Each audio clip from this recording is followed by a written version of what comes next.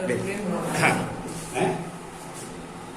ये जो मैं आज स्टार्टिंग में दोबारा करने जा रहा हूँ जो वो चैप्टर है मोशन और उसका 8.5 आर्टिकल जो है equation of motion by graphical method. Equation of motion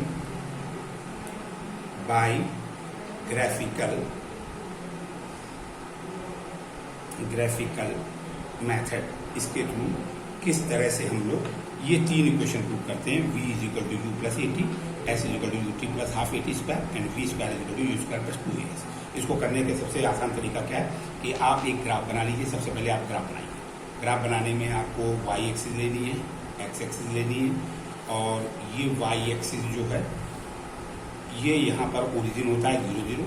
आप में सबसे पहले ध्यान रखना है यहाँ पर ये O पॉइंट ओरिजिन को लेकर के थोड़ा सा ऊपर एक पॉइंट लेना है। उससे पहले ये ध्यान रखो x एक्सिस को हम लोग मान रहे हैं टाइम और ये टाइम होगा सेकेंड में और इस टाइम को हम लोग कोई भी पार्टिकल यहाँ से यहाँ यानी कि O से अगर C तक आता है, ये C पार्ट है, तो वो t सेकेंड लेता है, t सेकेंड। ये खास बात है। दूसरी बात, पार्टिकल इनिशियली A पॉइंट से स्टार्ट होता है जहां पर उसकी जो इनिशियल वेलोसिटी होती है वो u मान के चलते हैं। वो उसकी इनिशियल जो वेलोसिटी हमने मानी है वो u मान के चले। और जब वो यूनिफॉर्म, जब पार्टिकल हमारा यूनिफॉर्म एक्सेलरेटेड होता है, क्या अंडर यूनिफॉर्म एक्सेलरेशन,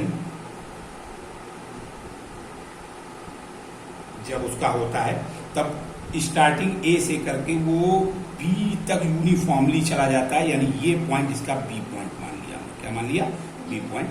और इस जगह तक पार्टिकल सीधा जाता है और इसको आप 90 पे आके सीधे मैच कर दीजिए नीचे। और ये एक ग्राफ पेपर पे ही बनेगा, ग्राफ पेपर पे ही बनाना है आपको, उससे आसानी रहेगी। बस मैंने प्लेन बोर्ड पे से समझा दिया, आपको समझ में आ जाए। ये बेस के इक्वल चलेगा, यानी ये हमने मान लिया AD पॉइंट और ये B पॉइंट था, तो यहाँ से B हटा दिया, इसको उस जगह पे नोट कर लिया जहाँ पर पार्टिकल गया। यूनिफॉर्म एक्सेलरेटेड हो रहा, यानी ये इसका एक तरह से वो एंगल बना रहा थीटा, बेस से थीटा।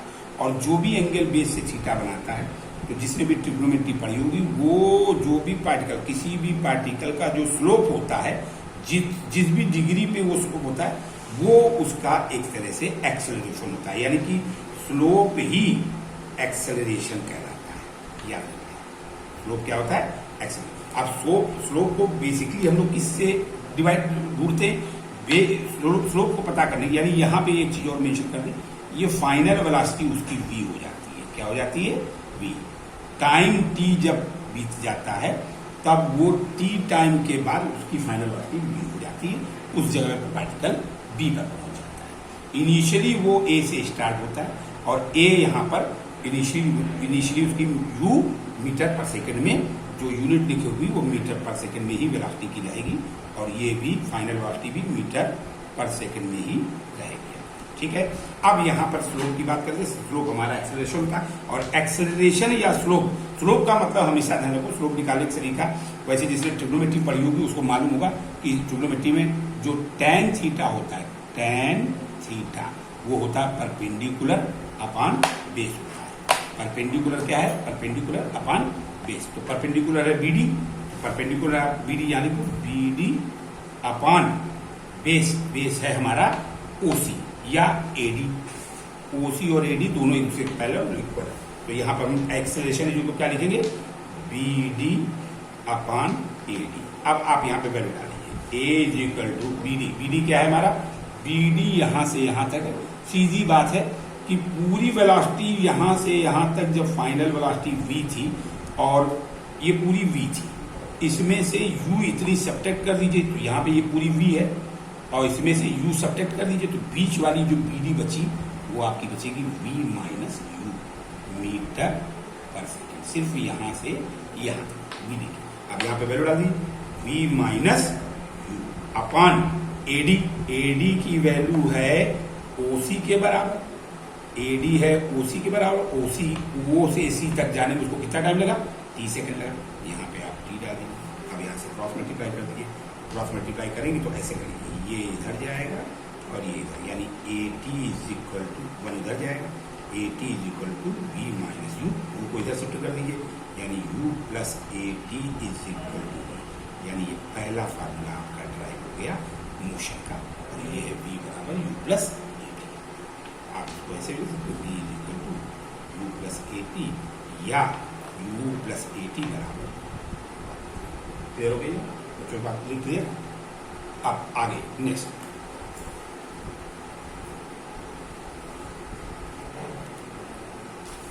कुछ बच्चों को डाउट होता है कि टेन थीटा बी डी अपन ए डी क्यों लिखा। तो किसी भी राइट एंगल ट्रायंगल में कभी भी राइट एंगल ट्रायंगल क्या है, ए डी बी में है।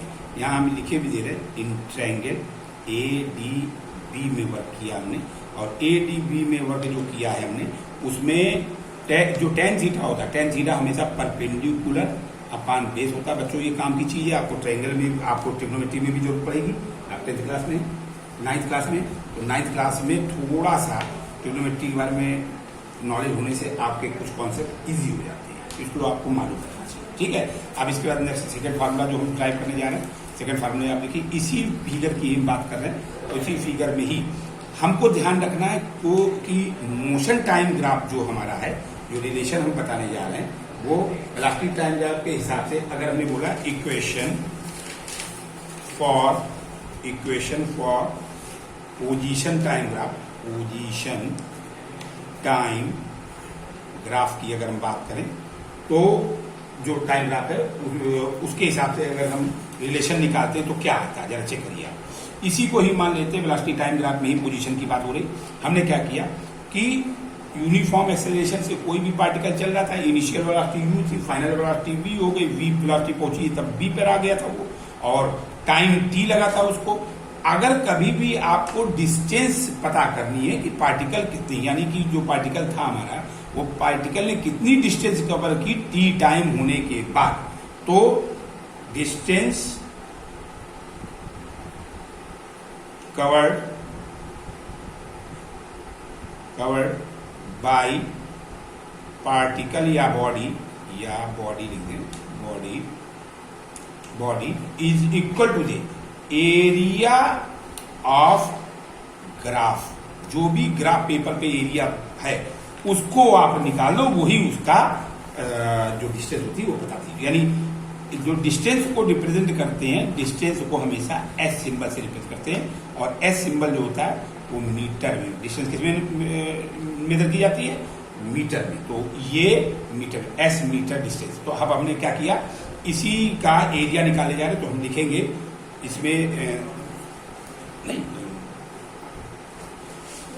हाँ ये जो है एरिया जो लिखेंगे, तो एरिया इज इक्वल टू ये पूरा ट्रायंगल का एरिया और प्लस इतने का एरिया, ये दोनों एरिया पूरा कवर्ड जो हो रहा है, तो हम लिखेंगे क्या, area of A B C O, या ऐसे लिखो O A B C, area is equal to, area जो हमको निकालना है वो एरिया निकालना है ओ ए बी सी का एरिया निकालना। अब ओ ए बी सी का एरिया जो आएगा, वो ओ ए बी सी का एरिया पहले देख लो आप लोग यहाँ पे कि ओ ए बी सी कहाँ से कहाँ तक, ओ ए बी सी, यानी ये पूरे का एरिया हम निकाले जा रहे हैं। ये पूरा पार्ट, ये जितना पार्ट आपको दिख रहा है, इस पूरे का एरिया हम बोल रहे हैं, और ये है ओ ए बी सी बराबर, यही एरिया इज इक्वल टू जो आएगा वो ट्रायंगल ए बी डी के बराबर, ए बी डी प्लस कर दो एरिया ऑफ रेक्टेंगल। रेक्टेंगल क्या है आपका,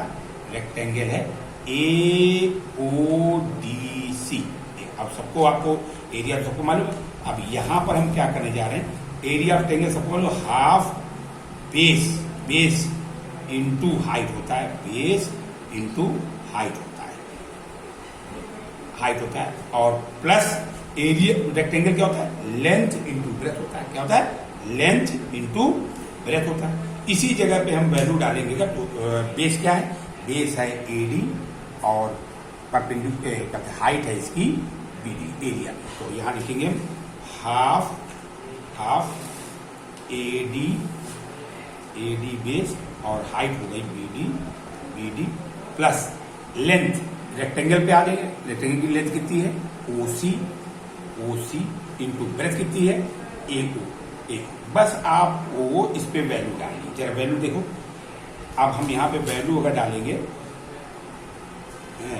हाफ एडी की जो लेंथ थी जरा देखना है, एडी की लेंथ, एडी हमारी, एडी जरा चेक करना है, एडी हमारी थी टी, एडी थी टी, और बीडी हमारी जो है वो v माइनस यू, हमने पहले से बीडी लिख दी पहले वाला v माइनस यू। ये वैल्यू हम पुट करेंगे यहाँ पर और इसको हम डालेंगे हाफ एडी। एडी आपका आ गया टी टाइम और बीडी आपका आ गया v माइनस यू, और ओसी की वैल्यू हम यहाँ से देखेंगे, ओसी हमारा था टी और एडी की वैल्यू जो एओ है, एओ ब्रेथ थी, ये है यू, यहाँ से यहाँ तक यू है, यहाँ से यहाँ तक यू था आपका, तो ये डालेंगे यू। अब आप इसको पूरे को ओपन कर दीजिए, ओपन करेंगे तो क्या आएगा, ये चल रहा था हमारा एरिया जो हमने बोला था वो एस से रिप्रेजेंट होता है, मैंने पहले बताया था, एस इज इक्वल टू, यहाँ पर इसको आप ओपन करेंगे। ओपन करने से पहले जरा एक बार पूरे को देख लीजिए कि आपने एलसीएम लेना सीखा। अगर आप एलसीएम लेना जानते हैं तो बहुत बढ़िया है, तो उससे आपको आसानी होगी, और अगर नहीं आता है तो इसको थोड़ा चेंज करने से एक फायदा और दिखाएं। ये आपको पहला फार्मूला हमने जो बताया था इसका यूज इनको करना पड़ेगा, v minus you upon T बराबर ए था। यहाँ पे देखो जरा, यहाँ पे v माइनस यू आ रहा है, v माइनस यू आ रहा है, इसका मतलब हम जरा a से v माइनस यू की वैल्यू निकालें, क्रॉस मल्टीप्लाई करो, ए टी बराबर v माइनस, ये वैल्यू आप उठाओ और ये वैल्यू यहाँ पे पुट करो, तो यहाँ पे जरा क्या आ जाएगा देखो, s is equal to half t और ये हो गया इंटू ए प्लस टी। अब जो है यहाँ पर जो फार्मूला बन के आया उसको हम लोग कैसे लिख सकते हैं, तो इस जगह पे जरा सोचने वाली बात ये दिख रही है कि हाफ ए टी, जरा ए टी वैल्यू डालनी थी, v माइनस यू की वैल्यू उनको ए टी और डालो, अब मल्टीप्लाई करोगे तो क्या आया, half a T into T square हो गया और प्लस यू टी हो गया। अब इसको आप सही से लिख लो, सही से लिखोगे तो क्या आएगा, S is equal to u t plus half a t square. This is the second law of motion. यही मैंने आपको पहले बताया था अभी कि सेकेंड लॉ क्या है, s is equal to u t plus half a t square. बड़ा सरल है, एक बार फिर से बच्चों देख लो, पहले इस ट्रायंगल का एरिया और इस रेक्टेंगल का एरिया ऐड करना है आपको, और इस ट्रायंगल के एरिया को ध्यान रखना है हाफ बेस इंटू हाइट की वैल्यू में।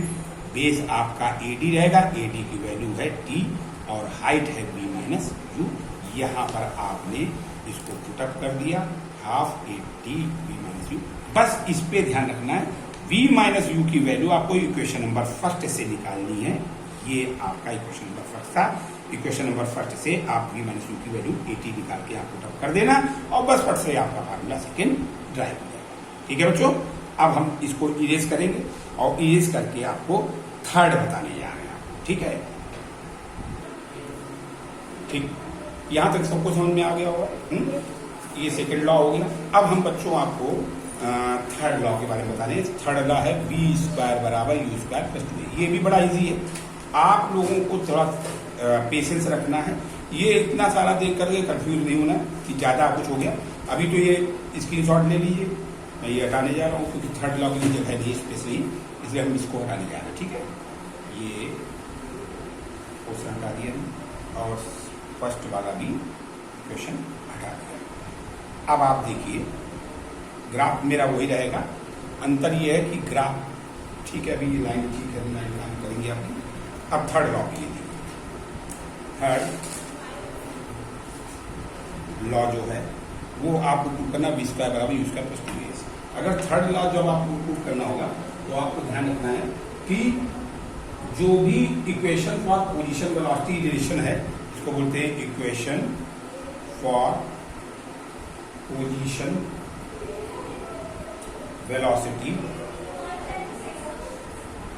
रिलेशन, इसको निकालने के लिए आपको थोड़ा सा कंसंट्रेशन इस बात पे करना है कि अब जो एरिया होगा वो हम पूरे का एरिया एज ए ट्रिपेजियम लेंगे, एज ए ट्रिपेजियम लेंगे। तो हम क्या करेंगे कि थर्ड लॉ के लिए area of O A B C बराबर एरिया ऑफ ट्रेपेजियम कर लेंगे। ट्रेपेजियम का एरिया निकालने का तरीका क्या होता है ये हम आपको बता दें। ट्रेपेजियम का एरिया निकालने का तरीका ये होता है कि ये आपकी पैरेलल साइड है, ये दोनों पैरेलल साइड है, यहाँ से लेकर यहाँ तक पैरेलल साइड है, ये पैरेलल साइड। तो एरिया ऑफ ट्रेपेजियम का फार्मूला होता है half sum of parallel side into distance between them. उनके बीच में जो डिस्टेंस है वो डिस्टेंस ये है, ये डिस्टेंस बिटवीन देम वो परपेंडिकुलर डिस्टेंस कहलाती है। ये एरिया ऑफ ट्रेपेजियम, बस इसका आप सपोर्ट आपको लेना।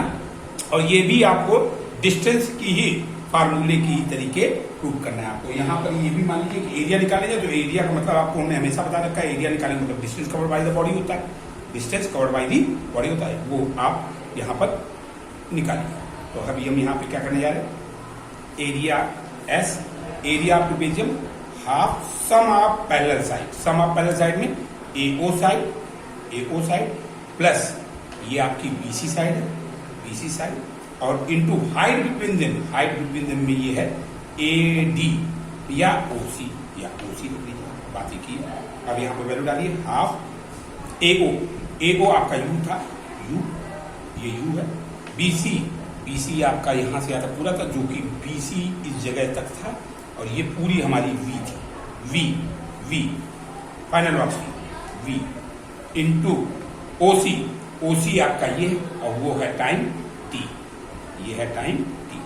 अब आपको यहाँ पर जो फार्मूला बन के आ गया एस बराबर half you plus v into t. यहाँ पर आपको टी को एलिमिनेट करना है क्योंकि थर्ड फार्मूला देखिए आप वी स्क्वायर बराबर यू स्क्वायर प्लस 2as है, लेकिन टाइम नहीं दिया हुआ, लेकिन टाइम आपको नहीं दिया। इसका मतलब हमको टाइम को यहाँ पर एलिमिनेट करना होगा। तो पहले कोई फार्मूले फिर वही फर्स्ट एक्सेलरेशन वाला फार्मूला इस्तेमाल करेंगे, A is equal to we minus you upon T था। अब आपको टी की वैल्यू निकाली तो टी को ऊपर भेज दीजिए, आएगा a t is equal to we minus u, तो टी बराबर v minus you upon a आ जाएगा। यानी ये आपको फार्मूला यहाँ पुट करना है। इस फार्मूले में टी की वैल्यू यहाँ पर पुट कर दीजिए, क्या आएगा S is equal to half you plus B into T की वैल्यू आप डाल दी V minus you upon A, multiply कर दीजिए जरा ऊपर से मल्टीप्लाई करने देखिए आप क्या रहा, ये v प्लस यू है, चाहे v प्लस यू लिखो चाहे v minus v plus u plus v को v प्लस यू लिखो, बात एक ही रहेगी, कोई फर्क नहीं पड़ता। v प्लस यू लिखो चाहे u प्लस वी, इससे फायदा क्या होगा, फायदा होगा a प्लस बी और a माइनस बी की आइडेंटिटी लगती है, यानी a square minus b square की आइडेंटिटी लगती है। अब आप यहाँ पे आइडेंटिटी डाल दीजिए half v square minus u square और अपान में था आपके पास a। अब ये नीचे अपान में क्या रह गया 2a है, क्या है आपके पास 2a 1 अपॉन 2 इंटू ए, इसको क्रॉस मल्टीप्लाई कर दिए इधर 2a की तरफ क्या आएगा 2a मल्टीप्लाई किया 2as बराबर v square minus u square, और यू स्क्वायर को जब आप इधर शिफ्ट कर देंगे तो आपके पास आ जाएगा 2as प्लस यू स्क्वायर बराबर बी स्क्वायर, यानी थर्ड लॉ ऑफ मोशन आपके पास आ गया v square is equal to u square plus 2as। अब इसके एप्लीकेशन ध्यान दीजिए, जब कभी आपको डिस्टेंस मालूम हो, एक्सीलरेशन मालूम हो, फाइनल वेलोसिटी या इनिशियल वेलोसिटी एक मालूम हो, टाइम ना दिया हो तो समझ लेना इस फार्मूले का इस्तेमाल करना है। जब आपको सेकेंड फार्मूले का इस्तेमाल करना होता है तो उस फार्मूले में जरा देखिए ए और टी और यू है और डिस्टेंस है, यानी इसमें फाइनल वेलोसिटी नहीं है। फाइनल वेलोसिटी जब ना दी गई हो तो इसका इस्तेमाल करना है और कोई भी एक अननोन क्वांटिटी आप निकाल सकते हैं। फर्स्ट फार्मूले में देखिए v is equal to u plus a t है, u प्लस ए टी में जरा इसमें देखिए इसमें 4 वेरिएबल में v u a t दिए होंगे, यानी इसमें हमारे पास s की कोई यानी डिस्टेंस का कोई रोल नहीं है। पहले लास्ट के दोनों फार्मूले में डिस्टेंस का रोल रहता है, फर्स्ट फार्मूले में डिस्टेंस, यानी इनिशियल वेलोसिटी मालूम हो, फाइनल वेलोसिटी मालूम, एक्सेलरेशन मालूम, तो आप टाइम निकाल सकते हैं। टाइम के लिए सीधे आप इसको इस तरह से रिप्रेजेंट कर देना v minus you upon a is equal to t. इस फार्मूले के लिए इसी फार्मूले से हमने निकाला v, u को इधर शिफ्ट कर दिया, a को अपान भेज दिया, तो t निकालने के लिए डायरेक्ट पहले फार्मूले से समझ में आया पूरा बच्चों। अगले वीडियो में फिर मिलेंगे फिजिक्स में, और इसी को चैप्टर के ही आगे न्यूमेरिकल कराएंगे। न्यूमेरिकल जिसको नहीं आएंगे वो न्यूमेरिकल सीखेंगे, वो आगे